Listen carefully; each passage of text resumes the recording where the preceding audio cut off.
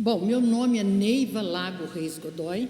Eu nasci em Minas Gerais, no sul de Minas, numa linda cidade bem pequenininha chamada Ariato, perto de Poços de Caldas. Então eu vim para o Paraná quando eu tinha 2 anos de idade.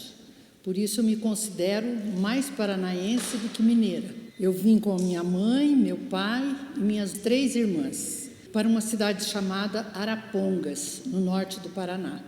Ali, a minha mãe era já de família, eu vou contar um pouquinho da história dela, era de família presbiteriana independente. A sua bisavó, chamada Persiliana do Lago, ela se converteu no século retrasado.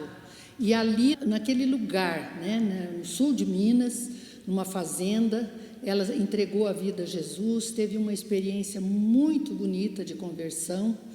E sofreu muito também porque o meu bisavô não deixava ela ir à igreja. Então, o meu avô não queria de jeito nenhum, queimou a Bíblia dela, pôs fogo, quebrou as coisas de casa. Mas depois ele teve uma conversão muito bonita e toda a família se converteu e ela serviu a Jesus até o final da sua vida. Ela fazia parte daqueles primórdios da Igreja Presbiteriana Independente, lá do sul de Minas. O meu pai, chamado João, também foi um homem assim, ele era muito católico, mas não seguia a religião. Através do testemunho da minha mãe, através de toda a vida dela, ele se converteu, ele teve uma conversão ao cristianismo muito bonita, muito impactante. E ele ficou nesse caminho até o final da sua vida. Até 88 anos ele foi fiel e ele foi um servo assim muito querido, uma pessoa muito sábia, ele não tinha muita instrução. Então, em 1947, nós viemos para Arapongas, quando eu tinha então 2 anos de idade. Arapongas tinha uma igreja presbiteriana independente, bem pequena, mas muito querida, muito acolhedora. E ali eles nos acolheram com muito amor, com amizade, com muito companheirismo. E depois desse tempo veio para esta igreja o reverendo João de Godoy.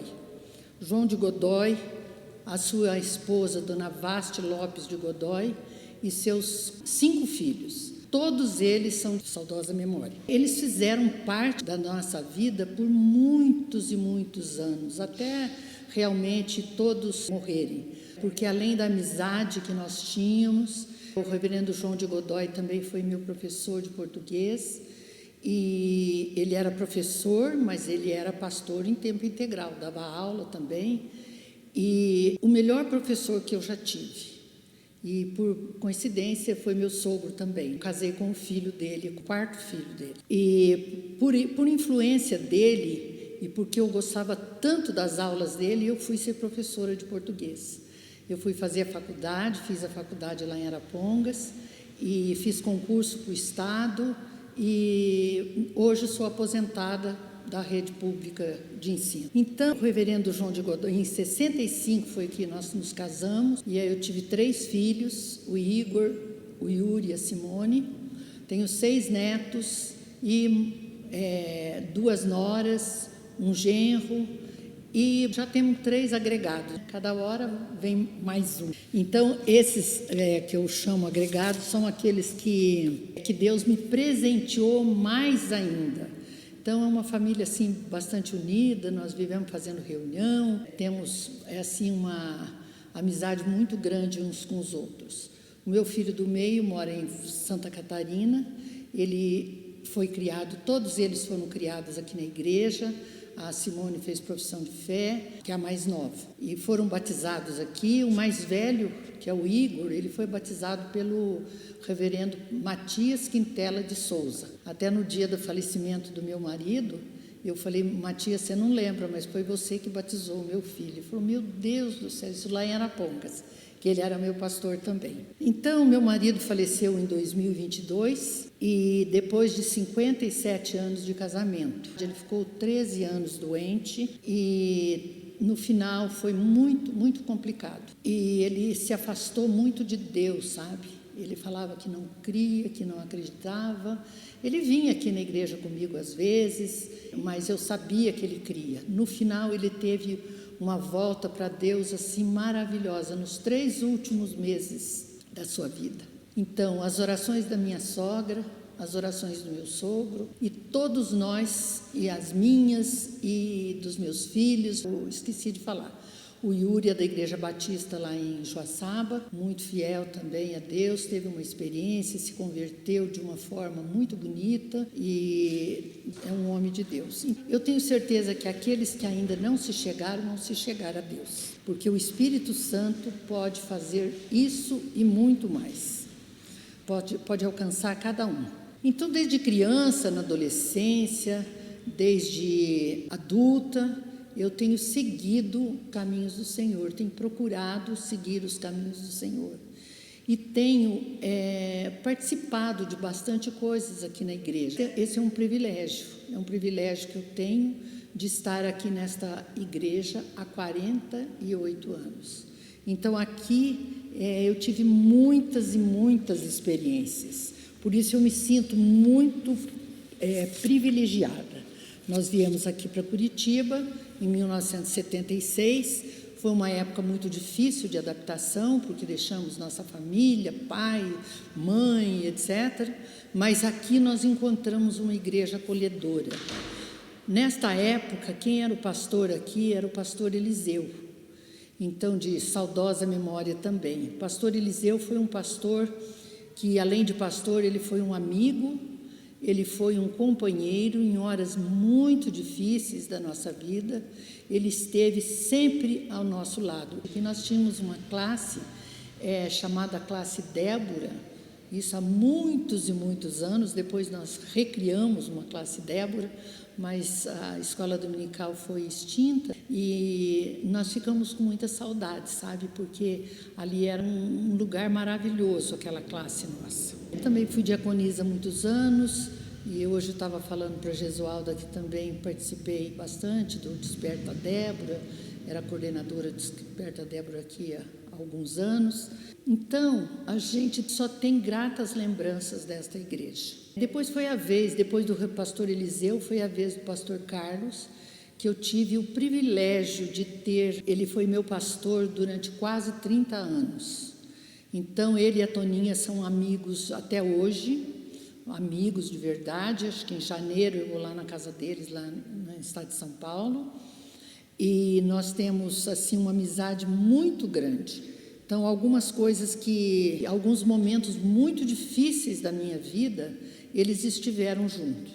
Quando eu tive câncer 2 vezes, ele foi aquela mão amiga, aquele homem, aquela mulher que estiveram presentes, nos dando alento, nos dando sabedoria, nos dando, ó Deus, fé, que tudo ia passar. Tudo que acontecesse era da vontade de Deus e Ele ia fazer o melhor por nós.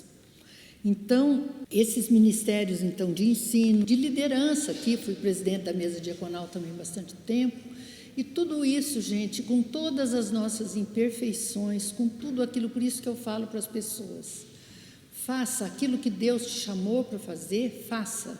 Não fala que você não é capaz, você realmente não é capaz, mas tem alguém que nos capacita e que Ele faz com que a gente faça muito mais do que aquilo que a gente pode fazer, que é o Espírito Santo. Ele está sempre, sempre nos ensinando, Ele está sempre nos direcionando, e isso é o que nos mantém vivos.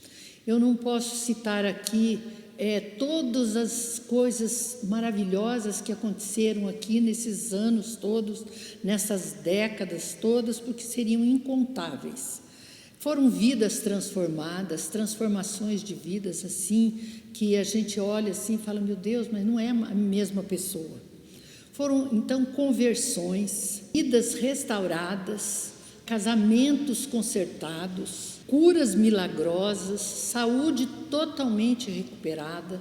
Então aqui nós vimos uma série de coisas, nós vimos e nós vemos hoje, uma série de fatos que somente o Espírito Santo pode fazer. Às vezes a gente fala assim, poxa, mas aqui não é uma igreja muito avivada. Gente, uma igreja que tem 120 anos de vida eclesiástica, de uma vida maravilhosa, de frutos todos os dias a gente vê, esta é uma igreja avivada.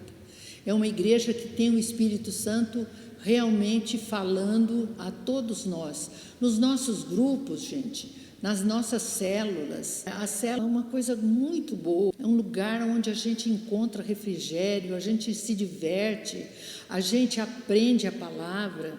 Então nós estamos ali abençoados e sabendo que esta igreja está nas mãos do Senhor. Então, para encerrar, eu gostaria de deixar um dos versículos que eu mais gosto.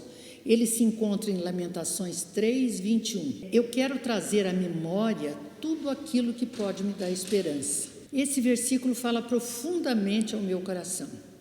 Então eu não quero trazer, quando às vezes tem pessoas que estão relembrando o passado, relembrando coisas tristes do passado, eu falo, gente, vamos trazer à memória só aquilo que nos dá esperança, aquilo que nos dá alegria, aquilo que pode nos confortar, aquilo que nos dá uma vida diferente. Então, vamos trazer à memória só isso.